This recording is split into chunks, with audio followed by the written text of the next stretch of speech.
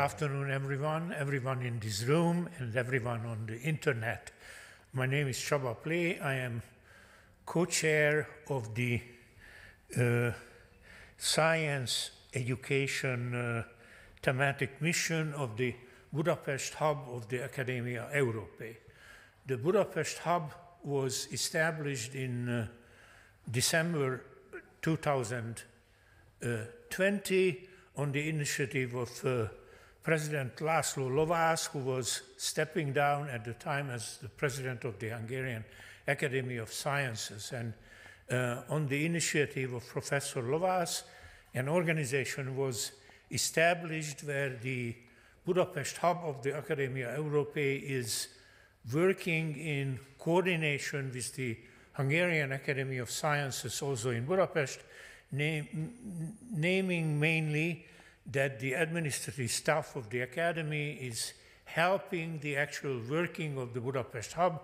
It's also helping setting up this hybrid session this afternoon.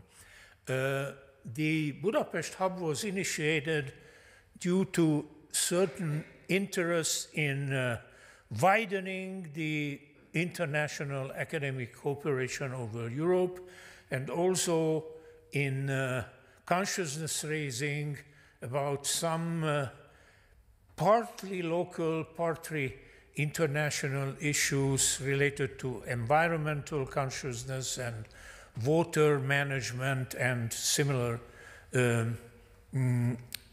pressing social and scientific issues. Among the different thematic missions, there is one committed to innovations in the education of natural science in the widest meaning of the term. I don't think I have to explain the audience here that there are many tensions about the presence and education of science in public education and also in some areas of higher education. There is a declining interest among the young generation, or at some parts of the world, there is a declining interest towards sciences. There is a lot of tensions over what methods to use in the new environment, the new knowledge access environments our children are living at the moment, the access to the internet and so on, how should educators change? And the basic aim of this thematic mission is to further cooperation of those colleagues over the entire academic community of Europe who are feeling this stress and want to contribute towards innovations in these fields.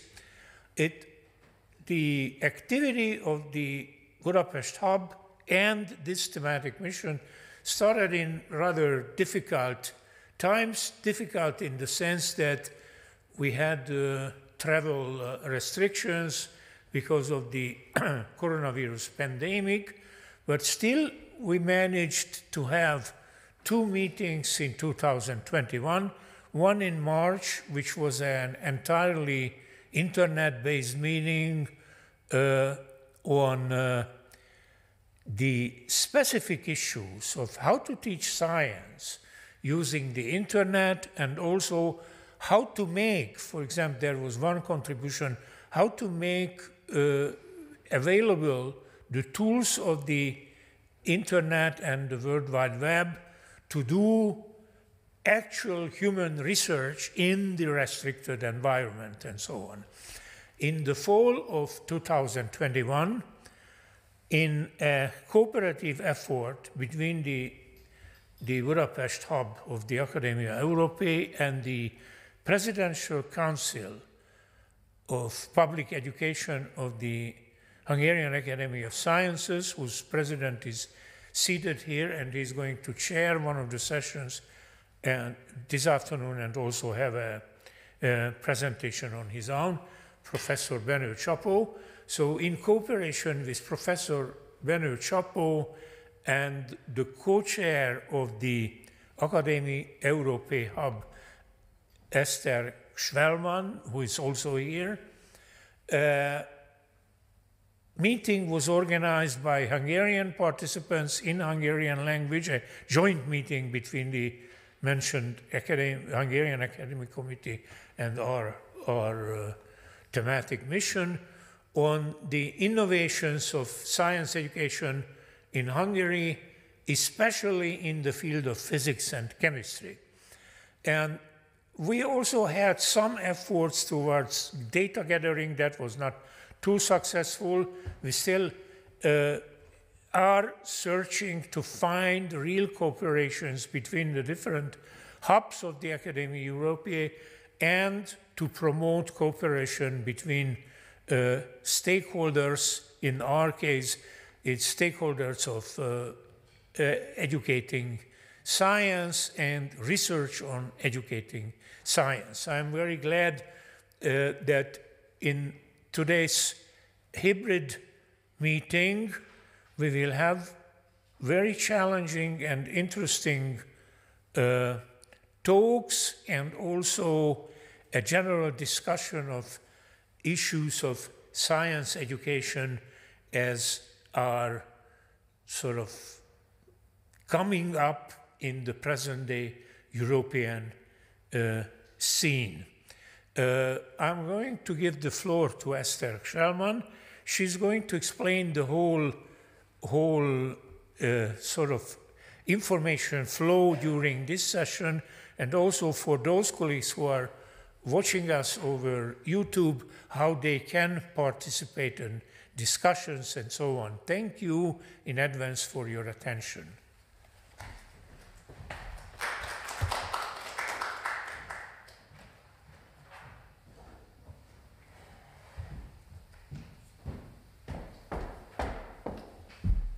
Ladies and gentlemen, I warmly welcome all of you to our event, Science Education Can Build Bridges. That will be a workshop dedicated to science educations.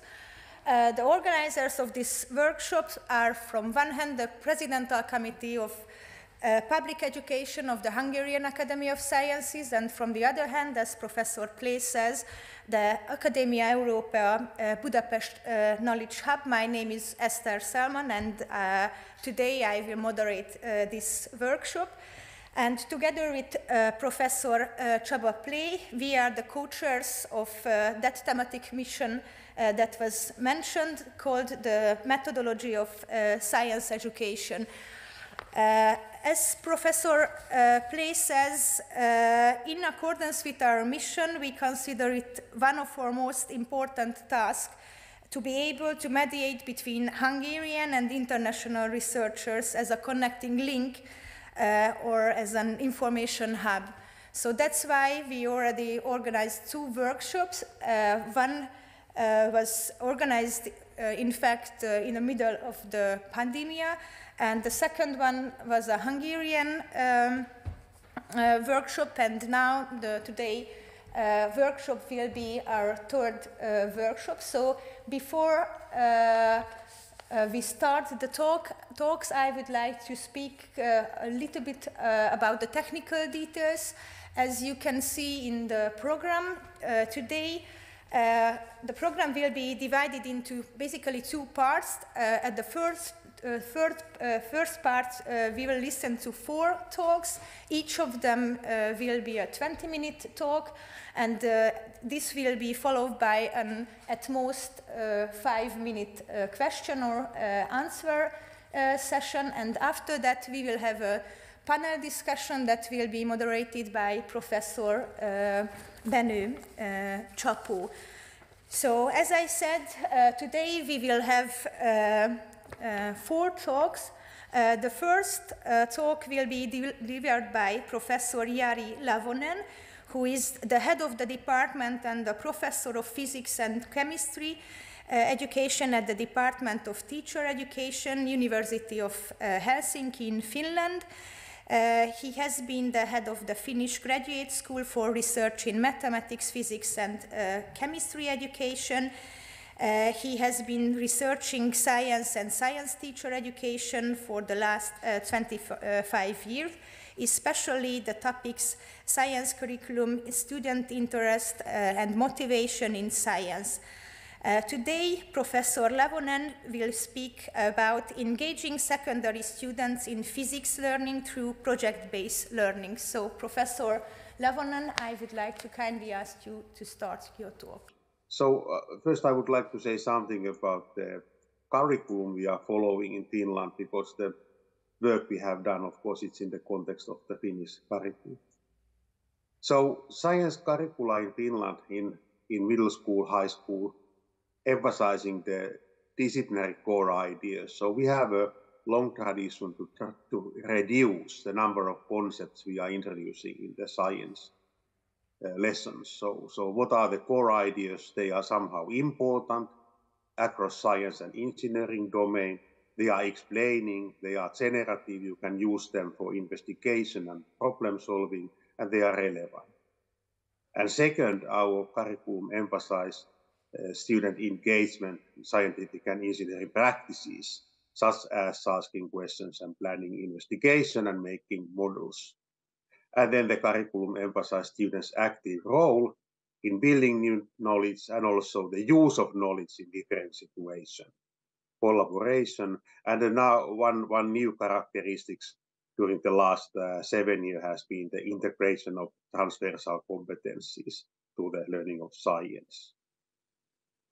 So the project-based learning aim in that type of learning is to focus on making sense of the phenomena or designing solutions if we are working in the field of engineering domain. And the origins of the project-based learning are coming from the learning science research. For example, the book How People Learn is summarizing the outcomes of this type of research. So the emphasizing the prior knowledge of the learners, the deep foundation of conceptual knowledge is important. That is needed when students are recognizing challenges, asking questions, planning investigations. The use of metacognition is important, and teachers should support students to learning to learn skills. Motivation, interest, and engagement are important. There are different ways how we can support. And I claim in this presentation that project-based learning is one way how to engage students in learning. Social interaction, contextual learning, and role of artifacts in learning. The concrete artifact, but also the kind of, for example, scientific models, how they are constructed in the lesson and how they are used in different learning situations. In a nutshell, the project-based learning activity is guided by contextualizing driving question, and it's focused to the goals of the curriculum. It is not something extra, something that comes in addition to the curriculum. It's very much focusing to the science aims in the curriculum. There are certain important characteristics while we are guiding students to make sense of the phenomenon. Students are active in scientific and engineering practices. They are focusing to the core ideas as they are emphasized in the curriculum. It's very natural that they are emphasized in the project-based learning we are following. The collaboration and knowledge construction and working with artifacts.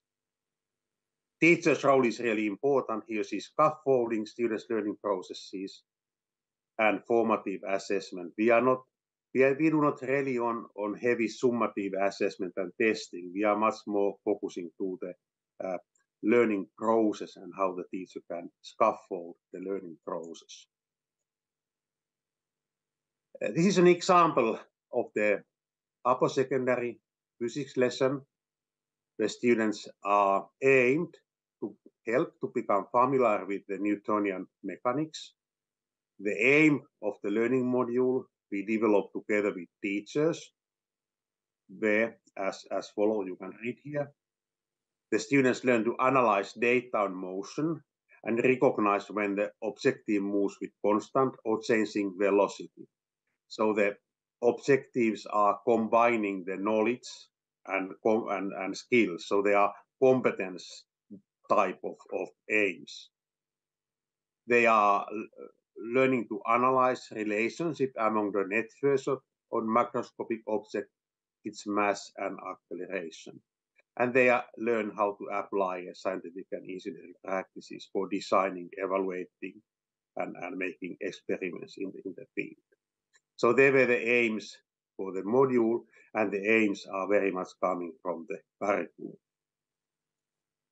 In the beginning of the module, the teacher is introducing the topic and introducing the driving question. So this is a demonstration a teacher is making for students. So let's have a look shortly how it's happening. Voisi olla, että meillä on suodatinpapereita, joita sitten kahvinkeitossa voidaan tarvita. Siten, että täällä on ekana 1 kappale suodatinpapereita ja sitten täällä on laittu sisäkkäin, niitä on 2 kappaletta. Ja voidaan lähteä pudottamaan näitä suunnilleen samalta korkeudelta yhtä aikaa lasketaan putoamaan. So this demonstration continues and teacher is adding the mass. So in the next experiment, he's having 4 filters and 2 on the other hand, and so on. So the phenomena is quite challenging. In the beginning, the filters come in a different time to the ground, and later on they are coming at the same time. So there are so many variables and so many things happening that students are not able to solve this problem immediately. So they are starting to discuss and planning the lesson. So the driving question is that why some objects take different time to fall down. And after this demonstration and a couple of video clips from the internet, the students are starting to ask relevant questions, which are in the next phase guiding their investigations. So we try to take seriously that students need to learn to do those scientific practices like asking questions and planning.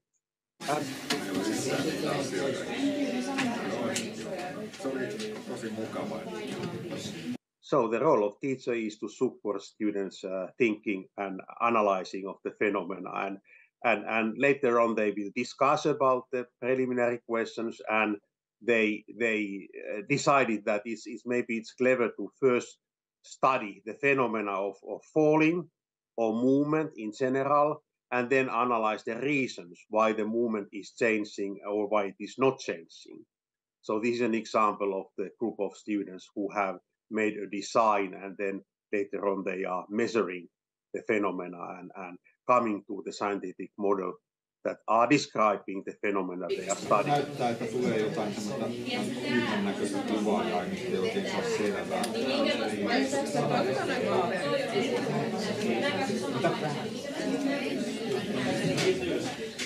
Se voi pitää, joku voi pitää tuolla ylhäällä ja itse alapuolella.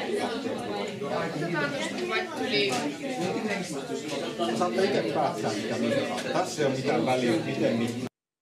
And again, there is a space for communication. In a project-based learning, it's very crucial that students are communicating. What are the questions they are studying? What are the design for the investigation? What are the outcomes? So they are learning from each other. Sometimes they are discussing in a big group. Sometimes they are divided to discuss in a smaller groups. The collaboration among students is important. So why collaboration? Of course, it's the use of language in the lesson. It helps students to express their ideas and come to the synthesis and to debate and make meanings for the concepts and building explanations and that kind of things. And students are learning from more knowledge, person who is knowing more, other student or teacher. And teacher scaffolding is crucial. And that it's not direct, it is indirect scaffolding. So the teacher is asking what you have done until far now and what you are planning to do next, and on what basis you know this thing. And that kind of discussion is growing in the lesson. And our study has been focusing to the student engagement and in learning. And in the context of our study, we have made a definition for engagement according to Csikszentmihalyi flow theory. So first we understand that engagement in a science lesson, it is a momentary phenomena.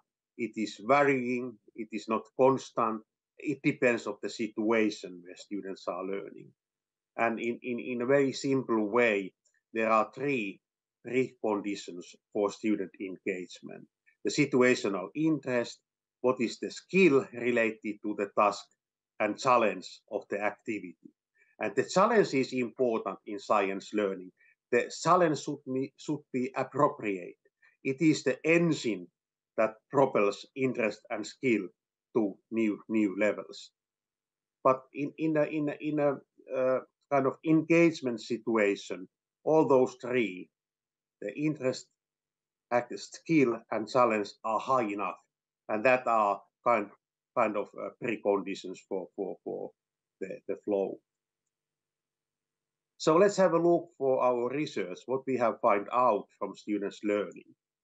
We have used in our research so-called experience sampling methodology, and it means that students are answering in a real learning situations through mobile phones a couple of questions.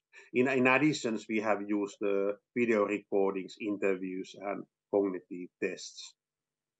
So the questionnaire is in the phone, and we can beforehand make a schedule. So typically we use random schedule. Sometimes we are using the same schedule for all students. And this kind of questions students are asked in the situation where they are. So we are asking the level of challenge, skill, and interest. So in order to know the level of engagement, and also we are asking what you are doing, and some other questions related to the emotions in academic emotions. And this data is coming from the quasi-experiment where we have a project-based learning group and control group, 3 classrooms, 2 classrooms, and about 1,000 measurements of engagement in both groups. And this is a little bit old data, but this was a radio slide, so I have used this as an example. We have collected during this almost 10-year time a lot of data, also following what is the influence of teachers' learning and how the teachers who have been participating a longer time, how that influenced the student learning and engagement. So there is typically a variation how engaging the situations are for students between the classes. So typically, in average, for a huge amount of data, the amount of situations when students are engaged in learning is about 8% of the randomly selected situation. So not every situation at all. But there is a huge variation. So some teachers are very good in engaging students to learn. Some have to learn. But what is positive, that teachers can learn how to make their teaching more engaging. And project-based learning has been turned out to be one of the good way how to engage students in learning. And then we have quite often asked that how are the scientific practices engaging students? What are the practices that are most engaging and less engaging? And again, the average situation, it's about 8% of the lesson. Randomly selected situation, what are engaging. So in the project-based learning class, those asking questions and planning and developing models, they are very engaging. But of course, in the other group, which is following the high quality teaching, there are a lot of situations which are engaging. But it looks that making with hands looks more engaging in traditional classroom, but this more challenging situations like asking questions and making a model, they are engaging in project-based learning class. But in average, in a nutshell, the project-based learning is in general more engaging than traditional classes. And what about students learning? So we have this research group, control group setting, and we were preparing a test, measuring the cognitive outcomes, testing the test many times and looking for the reliability and validity, for example, through the item response theory analysis and that kind of things. And this is one example of the test item that is more measuring the conceptual type of knowledge. So after the kicking the football, what is the net force acting on the ball? So it is a multiple choice test. This is more measuring the procedural knowledge or scientific practices type of things. So in Finland, we have a lot of snow now, and it's possible to go downhill by sleds. And the question is for students that pose 2 relevant questions that are used for planning an investigation. So based on our measurements, the students' learning analyzed by pre-test, post-test, and comparison, it's quite similar in the conceptual knowledge field. Say, with the project-based learning and with the traditional teaching, you learn quite similar way. However, the procedural knowledge is learned much better in the project-based learning. So it is more supportive for learning those which are things which are very much emphasized now in our curriculum. So the findings from the traditional class is that project-based learning engage students and support learning, especially the learning of procedural knowledge. We have made a lot of research also during the COVID time. It has been more challenging because the teaching and learning was organized in distance form. But in the Moodle environment and in the Google Classroom, it was possible to monitor how the project-based learning was organized in the traditional classroom. But it was much more challenging. Students feel a lot of loneliness, and they were not able to look help from their colleagues. This is some comparative data between the May 2020 and December 2020. So the teachers learn more how to scaffold the learning process in distance form, and they learn how to support students to help each other better. So that was the most challenging in the project-based learning. So finally, some discussions. So my presentation was focusing to the project-based learning and what are the possibilities to engage students in learning. And the contextualization is important, the demonstrations and video clips and that kind of things, the students' active role in building knowledge and use of knowledge, the following the practices typical to scientists and engineering, so the emphasizing the knowledge practices or scientific practices in this case, putting social interaction to the center, and constructing on artifacts, the scientific models, and working with the models. The digital tools were used in a many ways.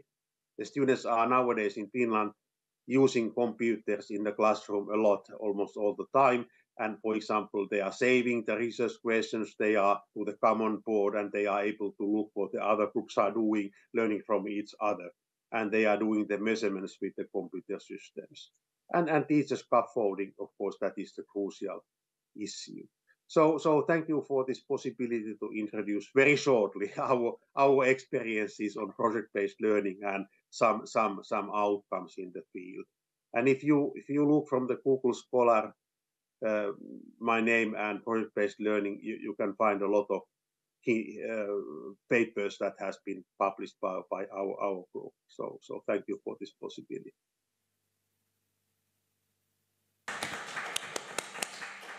Thank you very much for your talk, Professor Lavonen. And now I'm asking our audience whether there are some questions or remarks connected to the talk. Those who are in person at the Palace of the Hungarian Academy of Sciences can ask their questions simply. Those who are watching us can write into the chat of the YouTube channel of the Hungarian Academy of Sciences, and I try to transfer the question to Professor Lavonen. So please, questions, remarks. Professor Pléh. I have a simple question regarding, it was very nice. You showed the demonstrations, what happens in the classroom with sort of hands-on experience. Now, how would you involve students at that age already in moving from this hands-on experience to the issue of measurement? How to, for example, with your example, would you introduce the issue of how to precisely measure the time of descending of the 2 examples there, and so on. So how do you move from demonstration to measurement? That's my question. I was emphasizing this importance of previous knowledge and, of course, previous skills. So it's very important to know what was happening in the classroom before this example. And this is the reason why in our research project we are very much collaborating with teachers. We call it research practice partnership. So, for example, before this kind of module and research on students' learning during the module, we have to be aware that students are able to use those devices. We have to be aware that they are able to present their findings in the graphical form. So it's always the question that we should seriously take the knowledge and skills into account. And it's not possible to have that kind of project I introduced you if they are not knowing the basic knowledge related to the measurement, basic knowledge related and skills related to use of computers in measurements and this graphical presentation. So the learning is very cumulative. So that is a serious issue to take into account. And that's why in Finland we are never going as kind of researchers who know everything to the classroom. We are very much, we trust our teachers, and we think that we all are forming a research group, and we are collaborating, and we have a common aim, and we are giving our expertise in research and new knowledge, research-based knowledge, and teachers are giving their expertise in knowledge about the practice and putting things together. It's very time-consuming. It takes a lot of time, but otherwise it's not possible to make progress with research on teaching and learning in a classroom. Thank you very much. Are there any questions or remarks? Professor Csapó. Thank you very much for this excellent presentation. Finnish science educators are known of a number of innovations in science education. One of the best known tendency is integrating mathematics and science, the well-known LUMA projects, where LU stands for the 2 first letters of the Finnish word science. So you integrate science and mathematics. What do you think, how your present project, what you have just talked about, is related to the more general LUMA approach? Thank you. So first of all, yes, the mathematics and science should go together, and for example, this model, making a model, use of model, they are emphasized in mathematics and science curricula, so they are common to both curricula.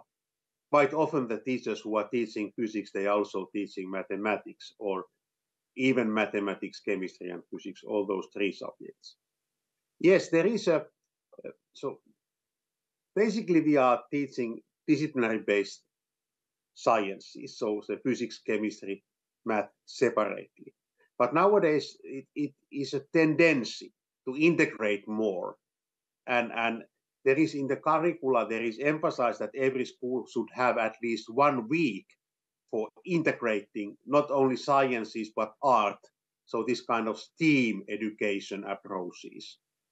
So this orientation is easily seen, but on the other hand, the disciplinary core ideas, you have to learn them in depth in the discipline in order to apply the knowledge in a broad way in the interdisciplinary projects. So somehow balancing those 2 things is important in our education, and the LUMA movement, the STEM as it is nowadays translated also in Finland, it's important movement in our context. Okay. Any other questions or remarks connected to this talk? I can't see anybody. So if this is the case, then thank you very much again for your talk, Professor Lavonen.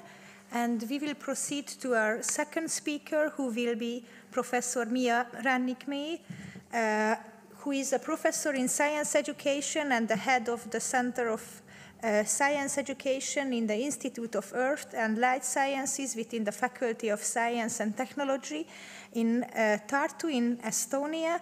Her research interests cover areas such as cognitive learning in sciences, relevance of science education, scientific and technological literacy, context-based teaching in inquiry-based science classroom.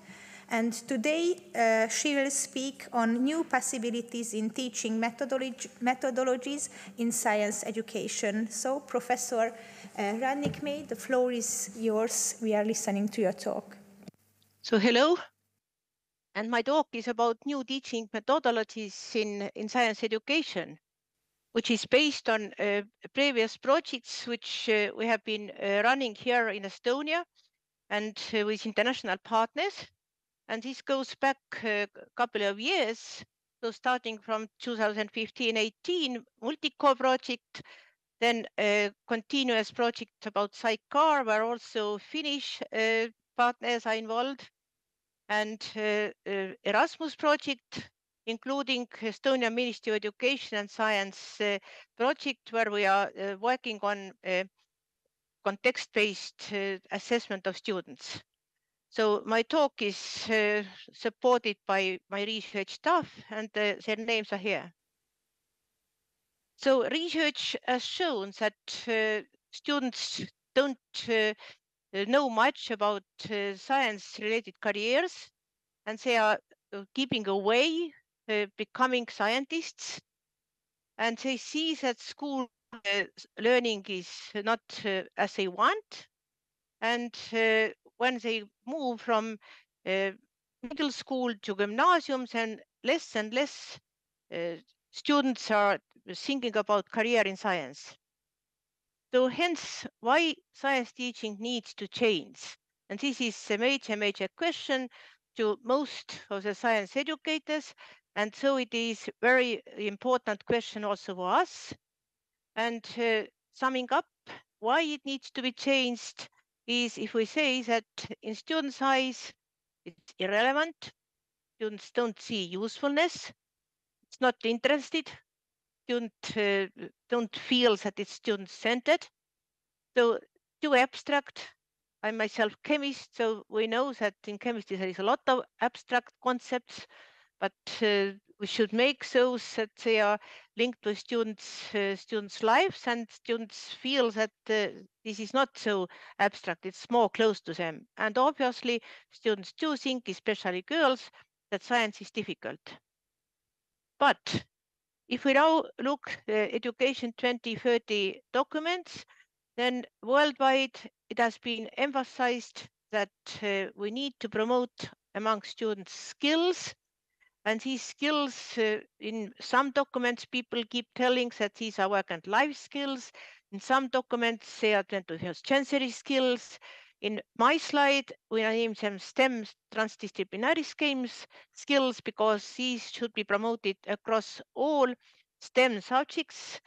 Following the previous question to Jari, that how math comes in, so I would say that here math and technology are included. And it is not enough if we promote only thinking skills. It's not enough if we promote only research skills. We need to promote also communication, social and self-management skills among students in all classes, in all STEM subjects. And now the question is how to do that. So implications for science education. First of all, we should make this science learning meaningful to students. The learning should be meaningful and also accepted the meaningfulness by parents.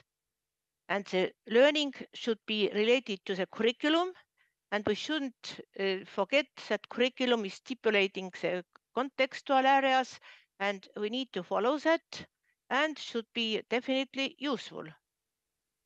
Then we should make that interesting for students. And here we can talk about two sorts of interest. One is personal interest, another is situational interest. And talking about these two types of interests, these both should be included in every science lesson where we work with students.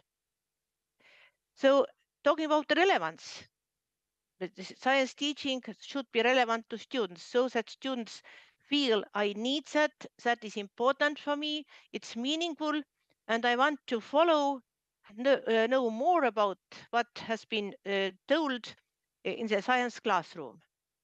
So here I want to show you one of the models which we developed, how this science teaching should go. So how to make extrinsic relevance intrinsic. So if we talk about extrinsic relevance, then this is what actually teachers think they do. They think that when we bring context into the classroom, create teaching learning materials, then this is relevant to students. But this doesn't happen every time. So when we get those learning materials developed, those contexts which students feel that this is also touching themselves, then we reach to intrinsic relevance, which takes towards intrinsic motivation, and students start learning. So also should be science teaching attractive, and we should bring in scenarios, contexts, which make students to feel that, oh, this is something what I do want. And here is one example. I purposely show just one part of the human being. It just happens to be a school student. We know that students are very eager to go for the sport, to train. This is very relevant to them. They want to look athletic. They want to be healthy. But it may happen that sometimes they hurt their leg or foot, and then they need to think that what to do next. And if we bring to the classroom these sort of examples, then we are getting closer to the relevance to students. So, but we shouldn't also forget about subject matter and about self-determination attributes, which is associated with creative thinking, reasoning, problem solving, and decision making. And here is the core of my presentation, which is now shortly elaborated by examples further. So we are talking about new teaching approach and model, which is called contextualization, decontextualization, and recontextualization. And this is bringing societal aspects, social scientific issues, society and real life more close to the classroom, and make science learning to students relevant, interesting, motivational. So the first stage in this model is to initiate learning with student familiar contextual social frame and link that to an area of concern in eyes of the students. So this is in a social context involving students in science and technology related issues. And this is the area where when Jari was talking about driving questions, this is the place where driving questions for learning start in our approach. So this is where students actually should find what is the context of the example of scenario what has brought to the classroom, the context which takes them to the next stage, which is science learning. So that is stage 2, meeting the science conceptual needs by the contextualized science learning promoted, students learning subject core ideas. And here comes in also inquiry-based learning. And the next stage is consolidation of the ideas and to put into a new context, which takes towards social scientific decision making. This is such an attribute, but all students, when they leave the school, should have been picked up from the studies. So I'm coming back now to the first stage. And the first stage, we bring in real life situations which actually challenge students to think about. And here is 2 examples.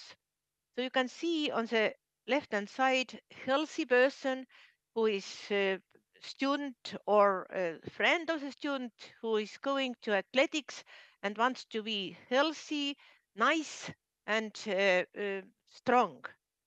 So if we ask in the science classroom that should you have any food additives or how you are going to which food you eat, then this brings an issue to the classroom which takes to the next science learning about food ingredients, biology, science, etc. Another picture here shows real life situation what may happen when people travel. And these lovely dogs are now looking, checking the luggage that comes from the plane when people have come from maybe Asia or traveled somewhere to have holidays. And we know that drugs are an important issue, and to bring drugs is forbidden. But through the drugs issue, we can actually move towards learning about how dogs smell, how people smell. So what are the substances which make up the drugs, how to discover drugs, and etc. And that all takes, why not, even to distillation and chromatography processes. Then here is one social example. Obesity is very big problem, and it's linked very much with sugar.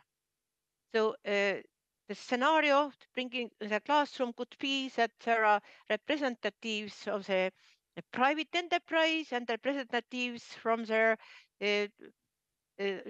industrialists and doctors, so that one tells to another, I want to decrease the amount of sugar what goes to the products, and other says no, sugar is not the only product. And that takes to the discussions, which takes again to science learning. So here is a set of pictures to show that also visits to industry make students' learning relevant and give good contextual start to move towards further learning. And we can see that moving to the stage 2, visiting the factory, you can see that there is a cycle of production which is very, very, very close to inquiry cycle, what we actually introduced to students at school. Then here I show you some results which have been picked up from the multi-core project based on grade 7-8 students who actually were involved in this kind of stage first scenario based teaching. And you can see that students were answering to questions related to pre-post situation. Do they like science? Do they want to learn more science? We can see that the change is everywhere, and especially doing science and would like to more science. It's statistically also very remarkable. Then the stage 2, deconstructization. Here we want to bring in scientific ideas and bring in also questioning and show the power of the questioning.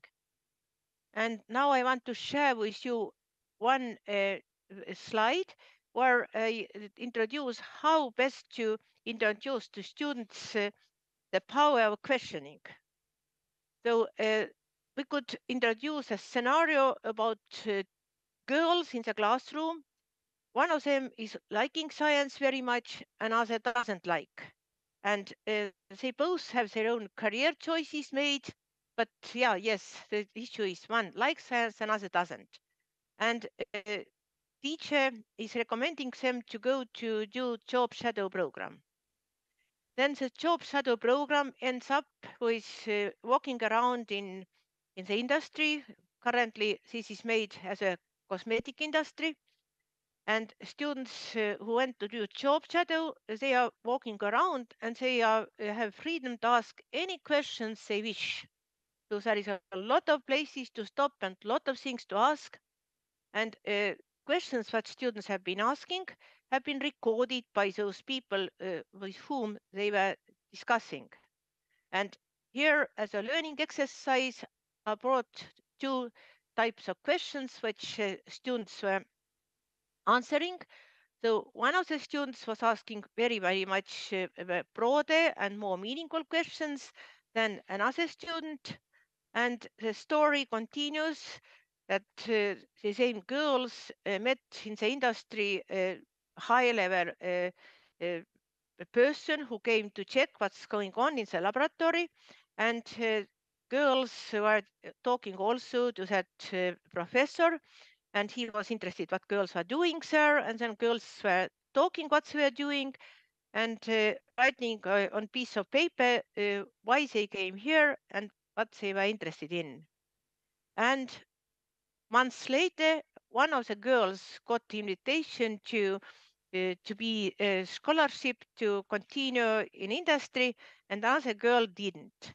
And so in the classroom, the discussion shows the power of asking questions. So what are good questions? What are not good questions?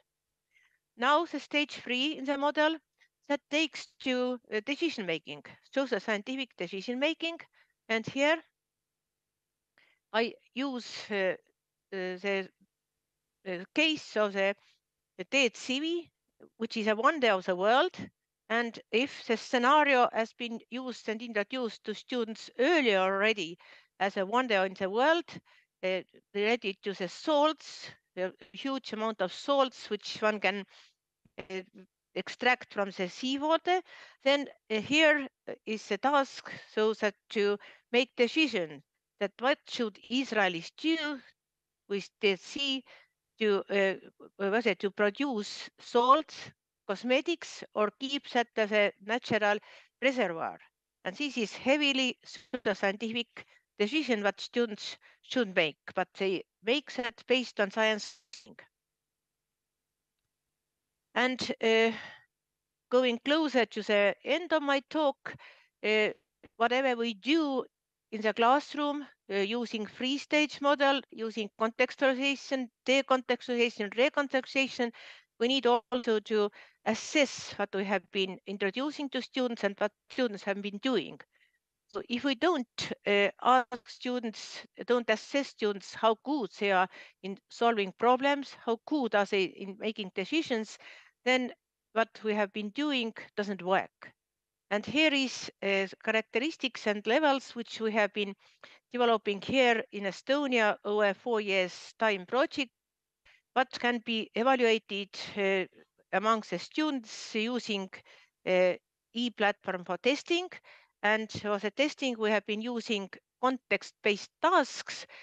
And there are these 4 areas that we do use. So science knowledge, under that explanation, symbols, models, inquiry skills, which we know, data analysis, formulating scientific problems, research questions, experiment design, then problem solving, so how to solve everyday related problems, how to solve social scientific problems, which makes in also reasoning and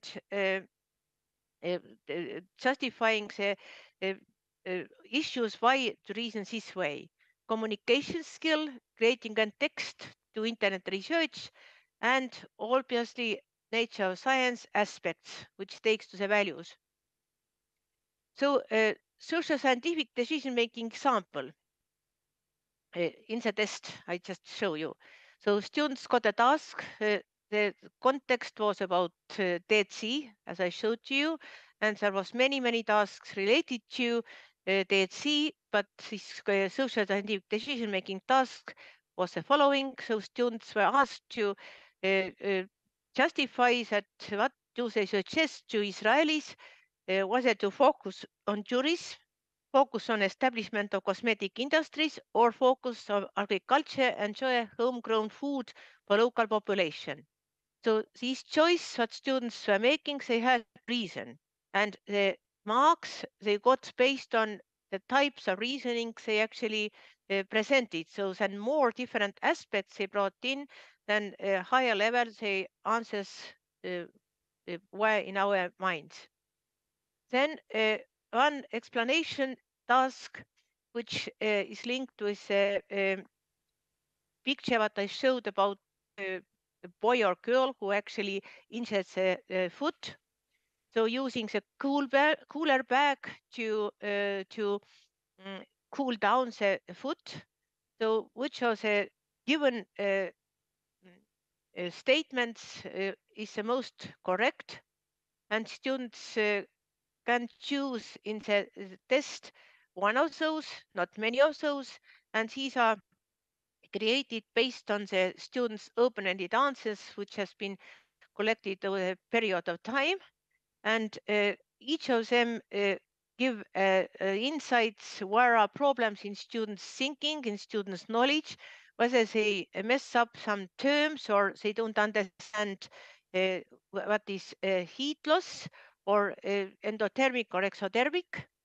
And the bar charts in between that shows that how this sort of task has been answered to students by students. And you can see that the first one, 40% shows that 40% of students actually didn't give the complete answer. They were somewhere in a halfway to the correct answer, and only 21% of students, we're talking about grade 10 students, were able to give correct answer to this context-based task. And one more, they asked students to write an essay related to DHC. She saw the film. Here is a picture how the salt production is going on. And we asked them to write 3 to 5 sentence text, so how much they understood what was going on. And here we can see that high-level answer was a very small amount of students who could give this meaningful text creation, and majority of students stayed at the very basic level, showing a few interrelated sentences. And here I finish my talk, and I'm happy to answer questions if there will be any.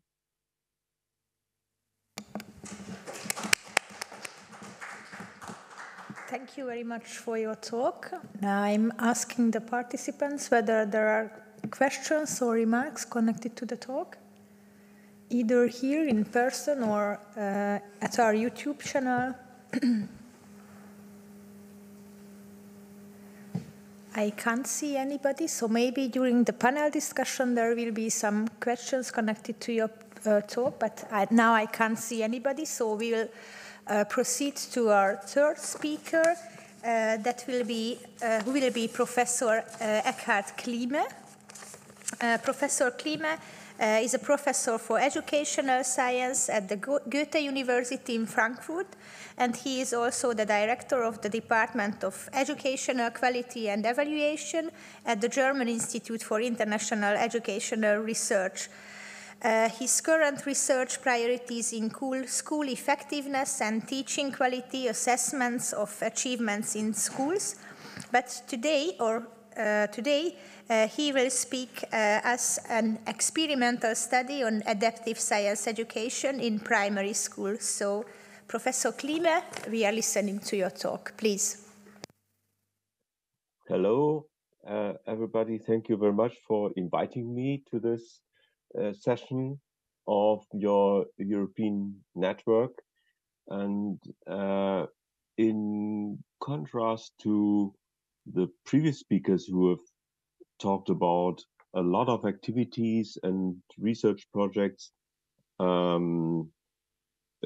about various areas of science education, I can only present one individual study, as I'm not a specialist on science education, but I'm a general researcher in education science, as you explained. And once in my life, I had an opportunity to participate in a large project that involved a lot of people, colleagues, both from the University of Frankfurt in Germany and my research institute, the Leibniz Institute for Educational Research and Information, previously called DIPF.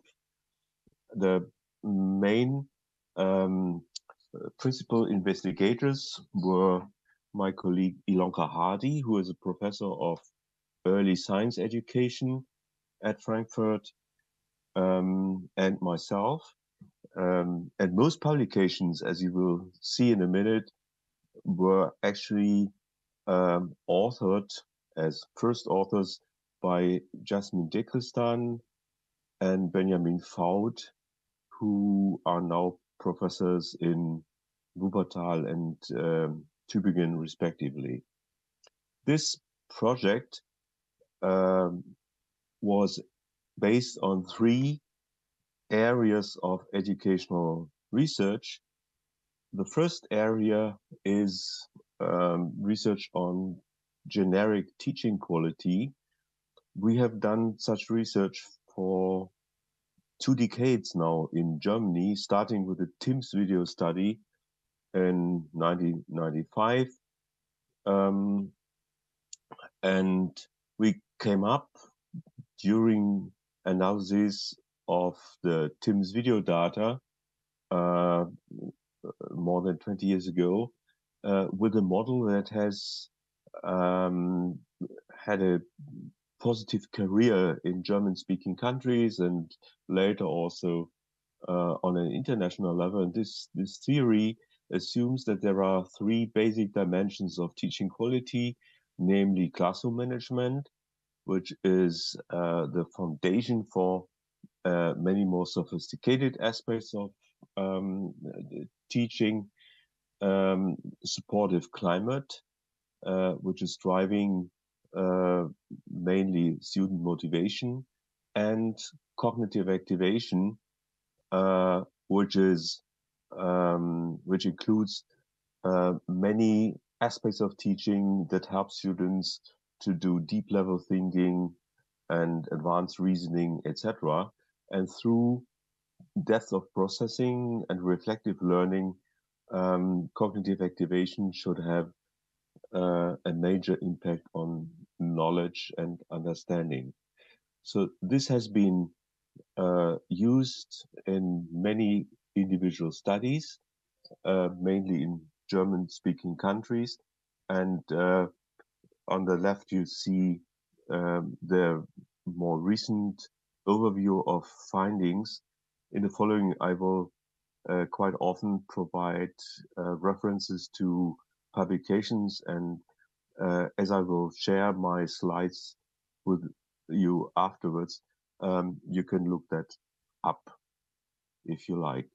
The second foundational topic is inquiry-based science education. In fact, both of my colleagues have been talking about inquiry and how important it is in science education.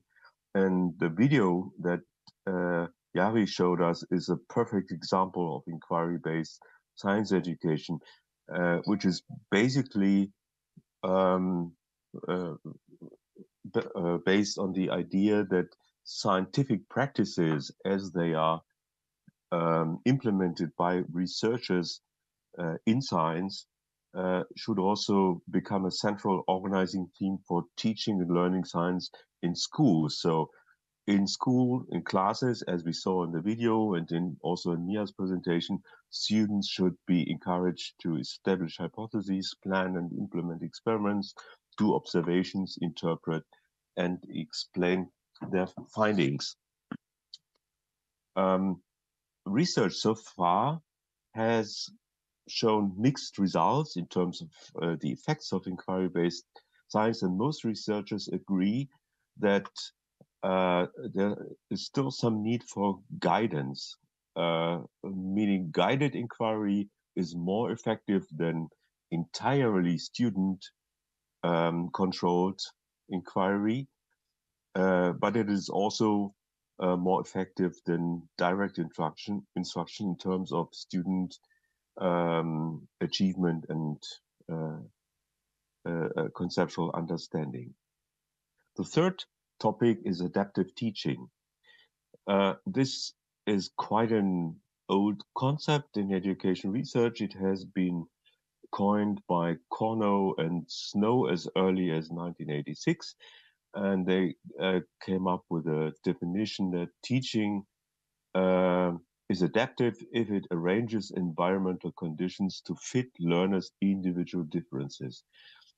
And in a more recent paper, an overview after 20 years, also written by Lynn Corno, she still says that practices that successfully accommodate individuals within classrooms are at the heart of adaptive teaching. But there's one important change over the years, and this has to do with the change from cognitive constructivism to social constructivist thinking. So researchers nowadays no longer believe that accommodating individual needs and individual conditions should end up in every student doing his own work.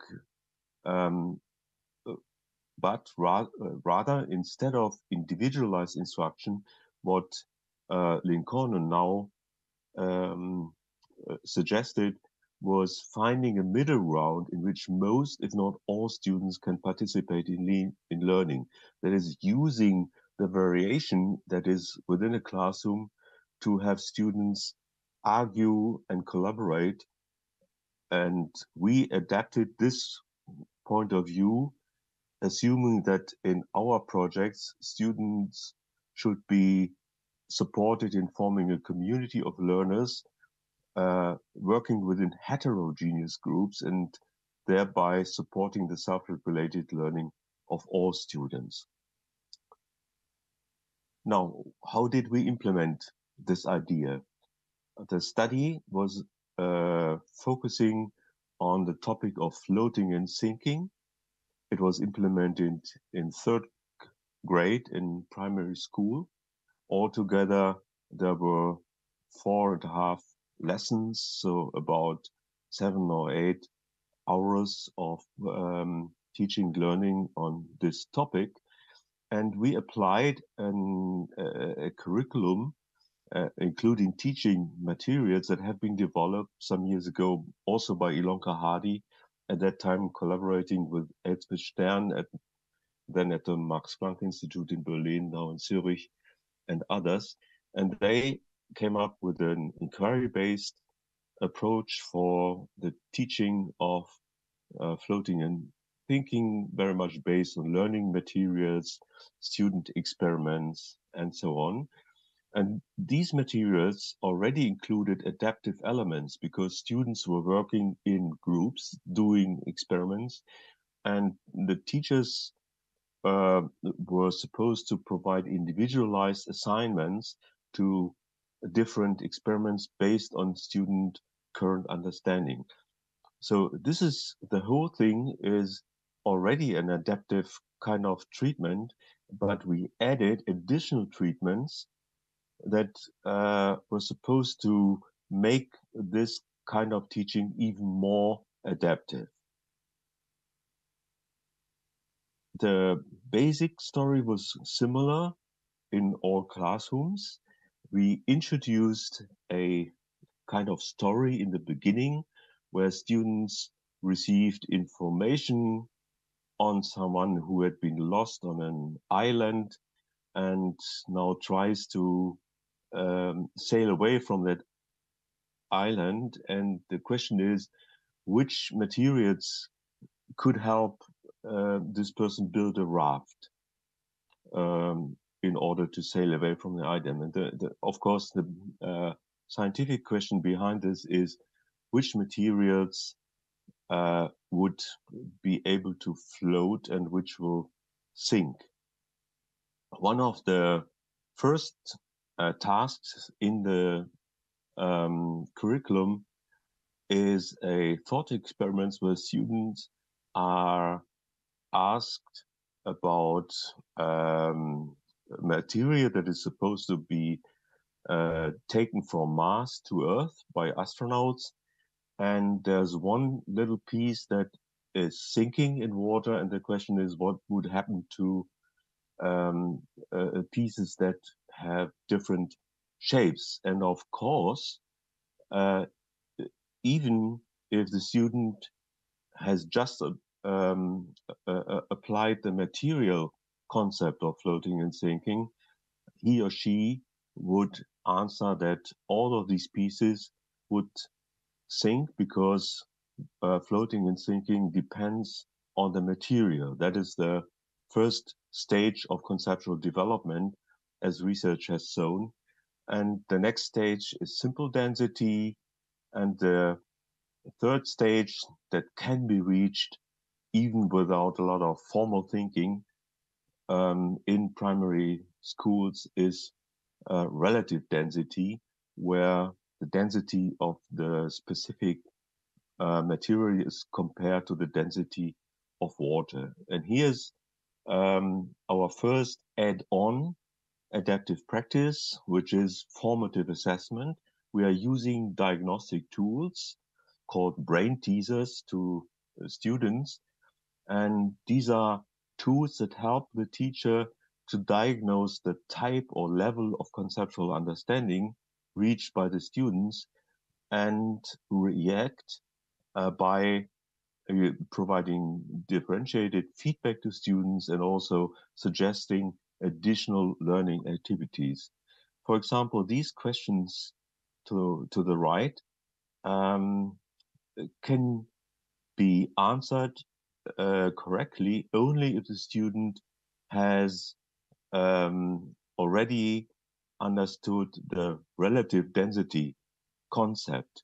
So this diagnostic tool will be handed over to students, and then the teacher should analyze the answers, which is quite easy and can be done quickly by the teacher because it's all standardized, but still it allows a very sophisticated diagnosis.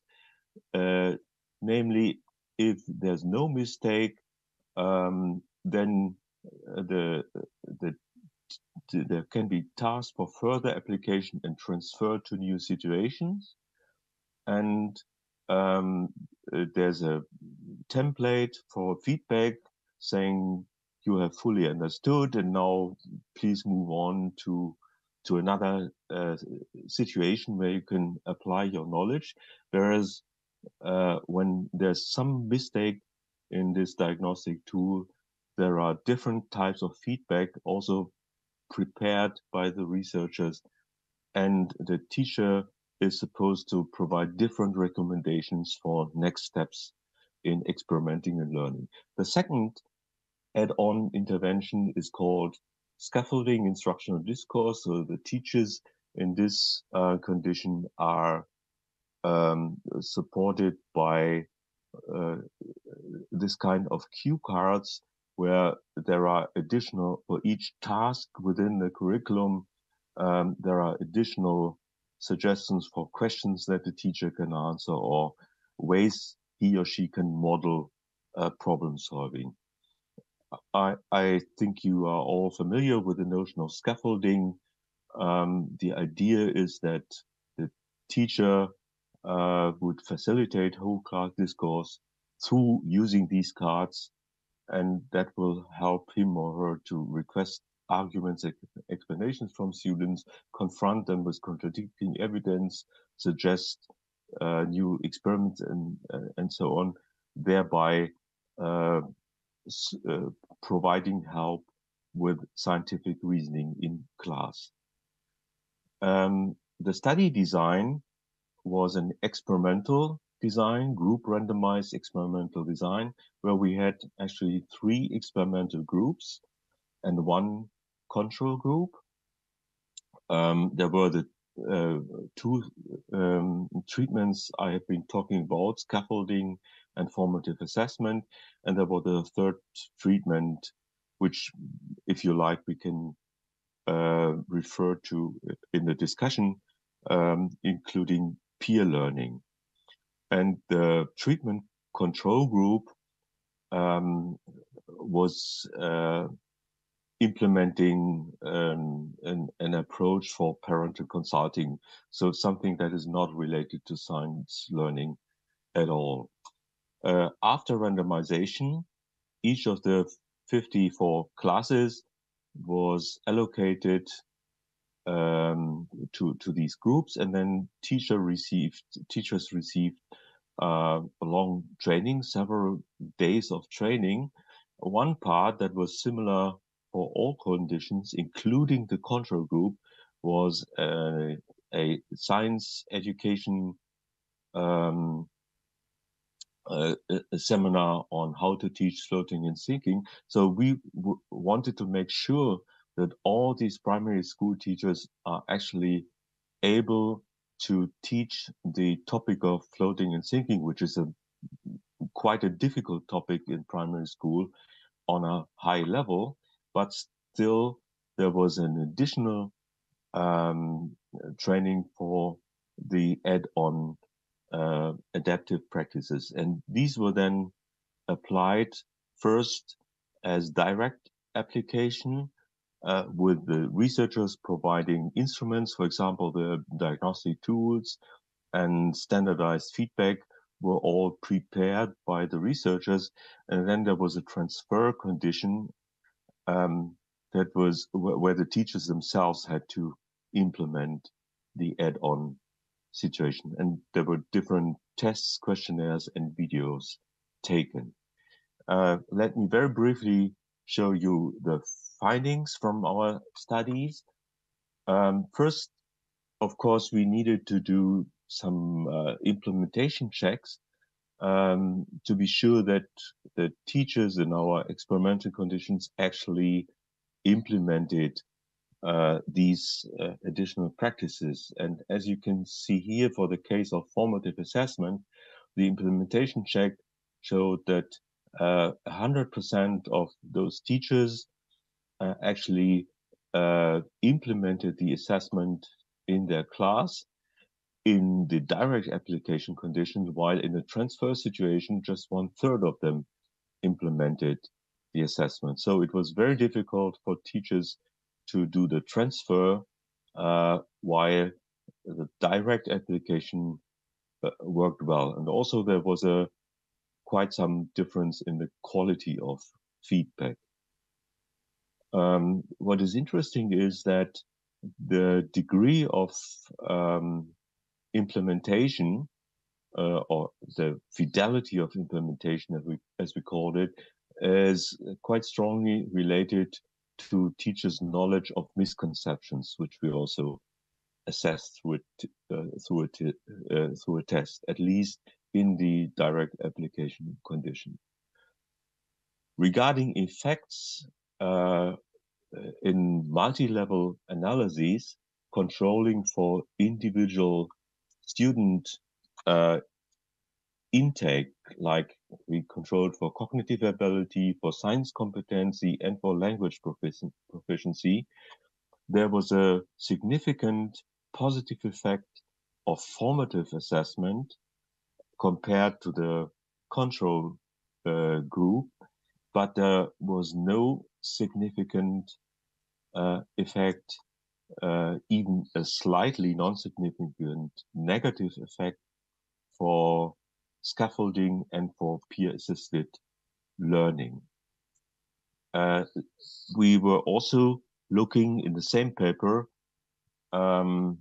for differential effects, meaning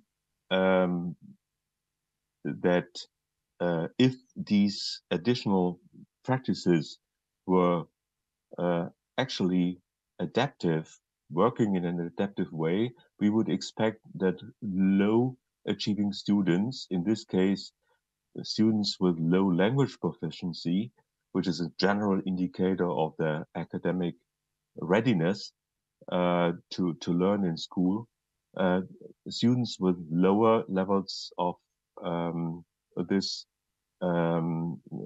predispositions would gain more from the treatment. And in fact, both the scaffolding and the formative assessment showed this kind of adaptive effect, whereas the peer-assisted learning did not. Further, we looked at impact on motivation, and we found out that formative assessment, just formative assessment, had a positive effect on students' intrinsic motivation, mediated by perceived competence. So in this case, in contrast to what Miia was talking about, there was no, the intrinsic motivation was not processed through raising situational interest or further challenge, but we believe that the formative assessment, the diagnostic tool, helps students to get the feeling that they themselves are competent to do the next steps. Last but not least, we found a positive interaction between formative assessment and cognitive activation, meaning that in classes that have a high level of cognitive activation, the difference between treatment and control is stronger than in classes where there is low process quality. And the same holds for the interaction between formative assessment and the level of supportive climate. Finally, Benjamin Faut has recently, so there's still publication work going on, recently published a paper on the impact of teacher variables, including pedagogical content knowledge, self-efficacy, and enthusiasm on student achievement and student interest. And he has been able to show that through fostering the three generic dimensions of teaching quality, teachers' variables, teacher conditions do have an impact on students in this inquiry-based learning environment. So here's the overview and my last slide. To sum up, we found that in inquiry-based science teaching in primary school, teachers' pedagogical content knowledge, self-efficacy, and enthusiasm foster student understanding and interest through improving the generic quality of teaching. That was the last result I showed. We also found that teachers can be trained to implement additional adaptive guidance, especially formative assessment and scaffolding, and high knowledge of misconceptions helps implement formative assessment. Both formative assessment and scaffolding are in fact adaptive practices. They help reduce disadvantages for low achieving students. So there's differential effectiveness, which we would like to have. Implementing scaffolding improves the quality of cognition, especially with regard to exploring student thinking. I did not show this finding in detail, but this is also part of our our range of findings. Implementing formative assessment, as I showed you, improves student science understanding overall, and it also supports intrinsic motivation through students' perceived competence. And last but not least, the effects of formative assessment on student understanding are amplified by generic teaching. Thank you very much. And I'm looking forward to questions. Thank you very much for your talk, Professor Klieme. Now I'm asking the participants whether there are questions or remarks connected to this talk. Those who are following us on the YouTube channel of the Hungarian Academy of Sciences can raise their questions in the chat.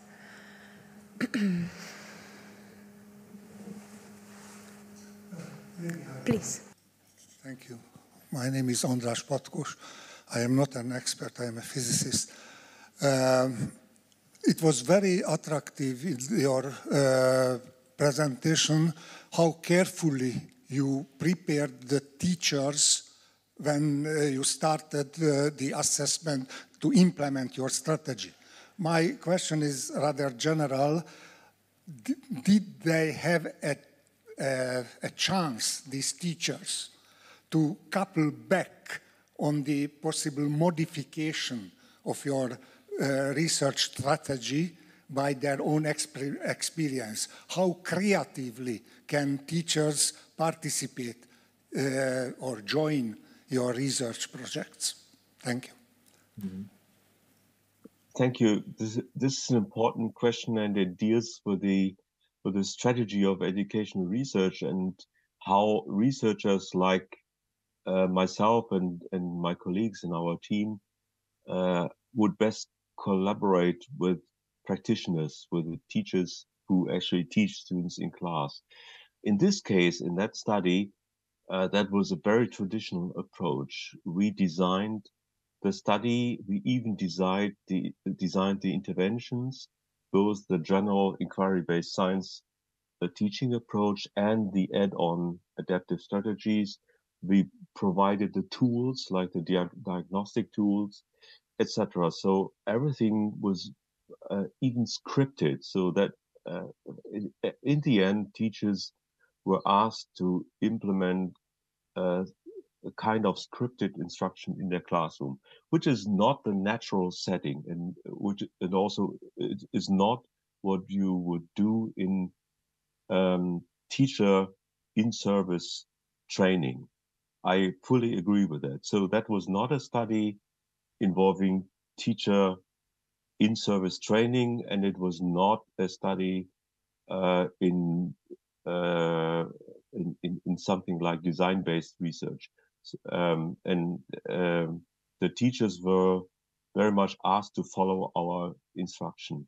The reason was that we wanted to show in a very structured and clear, scientifically rigorous way whether these kind of practices do have an effect. And in that way, based on what we learned from other researchers, our study was quite successful. But I fully agree that in order to scale up inquiry-based science education and implement it in a wider area in schools, we would need different strategies involving teachers and helping them to design their own kind of curriculum.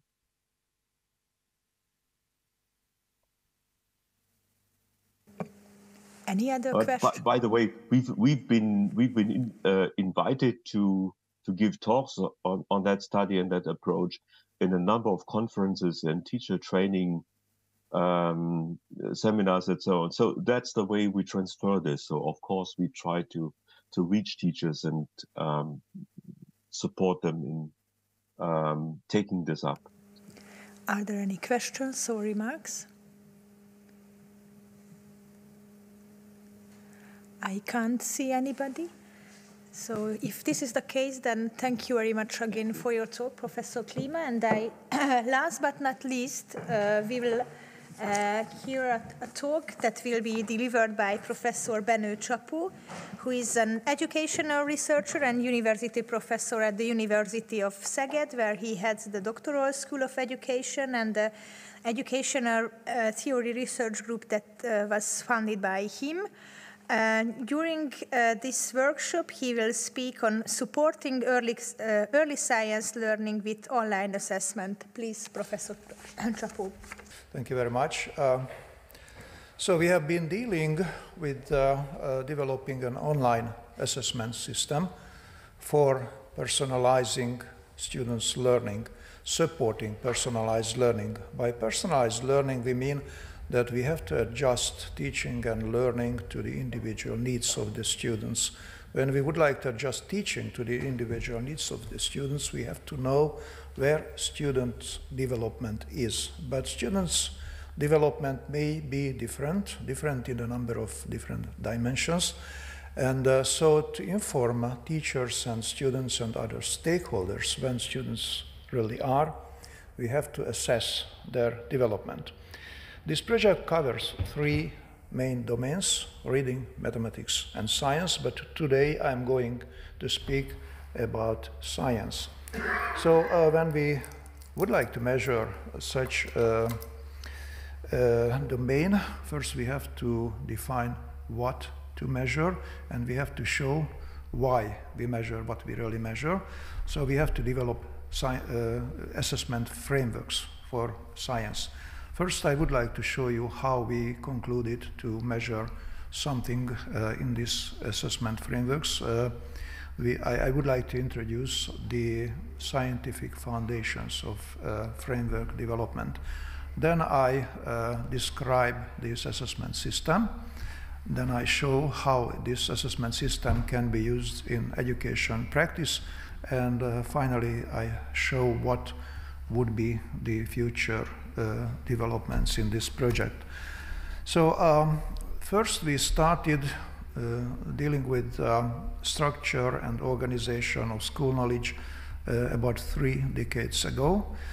2 research groups at the University of Szeged started to study students' development. First, we focused on students' science knowledge because in the early 1990s we have realized that there are a number of problems with the science and mathematics knowledge of our students. So we designed a comprehensive assessment, and we measured students' knowledge. We tried to describe the quality of students' knowledge. So we assessed students' knowledge at 3 levels. At the first level, we simply measured what students are learning from the curricula or from the textbooks. We measured these knowledge tests. At the second level, we measured the application of their knowledge. We used several tests for measuring it, like science application, misconceptions, and mathematics understanding. And at the third level, we measured students' general cognitive skills, like inductive reasoning, deductive reasoning, and correlative reasoning. We published the results of this project in a book. Also, there was a second edition of this book. So we wanted to share the results of this project with teachers and other stakeholders, textbooks writers, curriculum developers, and many other experts, because the results were quite shocking. The first result was that students master the content of textbooks, or as we would say, disciplinary knowledge, relatively well. So if we asked directly the same what they learned from the textbooks, they were able to reproduce it relatively well. But when we asked them to apply their knowledge, they were not able to do almost anything. So the application, the transfer of knowledge was very little.